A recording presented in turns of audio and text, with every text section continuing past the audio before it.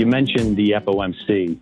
What happened during the last Fed meeting at the end of September that might have started off all this volatility? Sure, and I think it's important to start with just the goals of the Fed as just a quick reminder. I know we've mentioned this on a couple calls, but ultimately the Fed is trying to accomplish two things. One is full employment. So typically an employment market where able-bodied Americans who want to be in the workforce can find a job. And full employment has, I guess, ambiguous definition, but I consider it somewhere around 4% or even lower. Some would argue even 4.5% would be considered closer to full employment. So we're really getting there much closer, much more quickly. Excuse me. The other objective is to have price stability, and so that's just a economist way of saying keeping inflation close to the 2% target that the Fed has long mentioned is their inflation target, but it wasn't really until the global financial crisis where they really said it's 2%. It was sort of something behind closed doors prior to that. And so they have some policy tools that they can use to accomplish those two objectives. And the one that is most typical is raising and lowering short-term interest rates to achieve this reasonable amount of inflation in a healthy labor market. And so, when ultimately the economy is starting to weaken, the Fed can lower interest rates to help stimulate economy and borrowing and people spending money and companies spending money on CapEx. And once again, and then the other tool that they typically, or in the opposite, it's raising rates to curtail inflation and curtail growth because it may be getting out of control. And the other tool that they've used really since the global financial crisis in mass has been quantitative easing, or buying bonds, treasuries, mortgage-backed securities, ultimately to lower long-term interest rates. And they've been buying bonds to the tune of $120 billion per month to keep a lid on long-term rates since the beginning of the pandemic. And so, during the meeting at the I think it was the third week of September, the FOMC did deliver a bit of a hawkish message. And participants recognized the Delta variant had slowed the pace of economic progress, but the labor market had significantly recovered, as we just discussed, and inflation may be a little bit more stickier than we previously expected. And so in their update, they provide a summary of economic projections, and the FOMC downgraded their growth estimate for the full year 2021 from 7% to 5.9%, and revised their inflation estimates a bit higher, as well as reduce the speed of the labor market recovery that's expected by the end of the year. And so, while the Fed certainly remains optimistic, they did shift to this more hawkish message on monetary policy. And as it stands right now, the participants of the committee are divided on whether we'll see a rate hike by the end of next year. But most importantly, the Fed also gave the first official signal that tapering the $120 billion per month in bond buying could soon be warranted. Ultimately suggesting an announcement that will likely take place during the November meeting. And although Chairman Powell did not share during the press conference the exact timing and pace and composition, he did suggest that there is broad support for tapering amongst the committee members and that it would conclude towards the middle of next year. And so back of the napkin math, it's pretty simple. $120 billion, likely to be something that will kick off near the end of next year. Many market participants are, thinking that'll be a monthly purchase pace decline of about $15 billion per month, and taper, symmetrically. And so I think as we look to next year, look at see how the committee is currently feeling about, the normalization of monetary policy. Ultimately, the speed of the labor market is extremely important. And while the Fed is certainly taking, their foot off the gas pedal, they're not yanking away the punch bowl, and policy is still extremely accommodative and will remain very accommodative for quite some time. And so I also want to mention that tightening of monetary policy is not just occurring here in the U.S.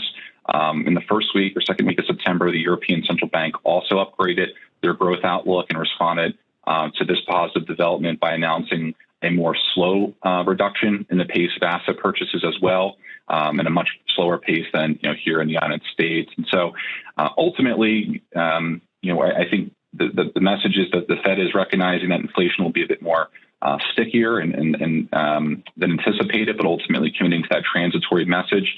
And the big news was that the Fed will likely start tapering their bond buying and announce that in November. And I'm a Yankee fan, so to quote Yogi Berra, this is like deja vu all over again. And I bring up 2013 when Ben Bernanke, Federal Reserve Chairman, he commented that the Fed would begin to taper, and the market sold off. Yeah, that was the so-called taper tantrum. That's right, and that taper tantrum was something that Fed Chair Jerome Powell explicitly said that he and other FOMC participants were trying to avoid. And so we saw a 5-day sell-off in the bond market, which was really swift and pretty violent. The 10-year Treasury during that period of time moved about 40 basis points or 0.4% higher to about 2.6%. And the S&P 500 declined 5% as a result. And so, ultimately this sell-off was temporary back in 2013. The S&P 500 returned about 32% that year after that initial panic. And that panic was very similar to today, where investors sold growth stocks for more cyclical companies. And then not long after the initial panic, they piled back into the former after their little summer tantrum. Yeah, it seems that there are a lot of similarities between the two. Yeah, and I think it starts with the bond market. And it's one of the things that we try to spend a lot of time through these presentations, helping connect the linkages between the real economy and how that feeds into interest rates, and how those interest rates, with the market being a discounting mechanism, ultimately, are impacting stock market valuations. And so, the challenge we've had is that really been a combination of very, very easy monetary policy. Again, not just here in the United States, but really around the globe, and a severe recession that left the 10-year Treasury at very low levels. And so, despite this constant barrage of inflation headlines related to wages and consumer prices, the 10-year has only moved up to 1.52% recently. The bond market really hasn't gotten too excited. And while the move has been, fairly significant in the short term, I think it's a move that in a normal environment where we were seeing growth and inflation at these levels, you would expect the bond market to be a little bit more cautious and price that, higher rate of growth and inflation in a bit more. But the liquidity measures from the Fed to support this healthy bond market have ultimately compressed credit spreads, which is the compensation to lend money to a borrower that's not of pristine credit.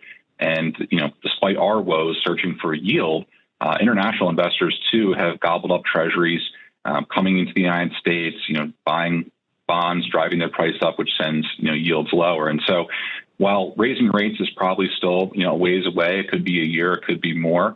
The road to get to raising rates starts with the ending of quantitative easing, which again will likely take place by the middle of next year, sometime in summer.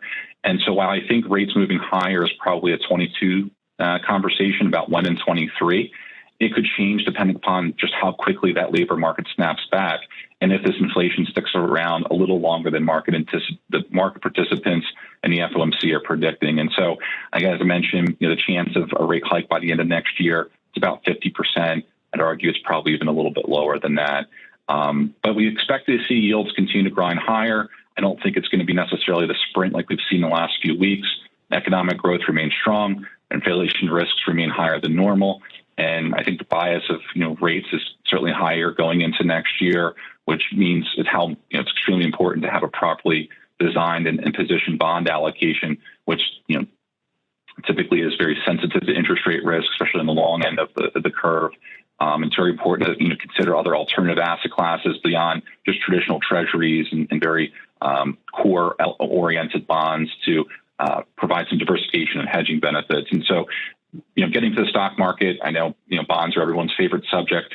Higher rates, higher bond yields directly impact the market. As I mentioned earlier, we've seen investors sell stocks. We've seen selling pressure within growth stocks, which have outperformed value over the course of really the last market cycle, but also, for the bulk of the summer.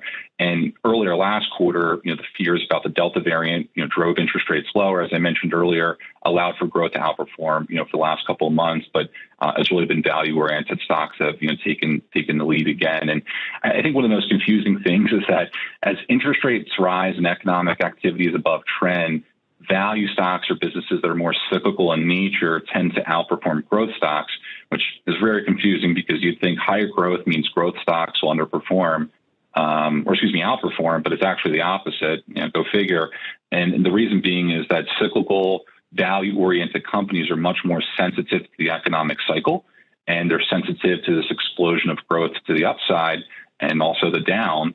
And when the pace of economic activity moderates or slows, investors are more comfortable paying the higher valuation that growth stocks carry for certainly, and they also are more comfortable paying for much more consistent growth. And so I think the most important takeaway is don't abandon growth stocks. Do not abandon bonds. It's an economy that is likely to slow down to a much slower pace next year and the year after. And I think that we could see, and we're seeing a bit today actually, a reversal of the recent changing of the guard sooner than investors have may anticipate.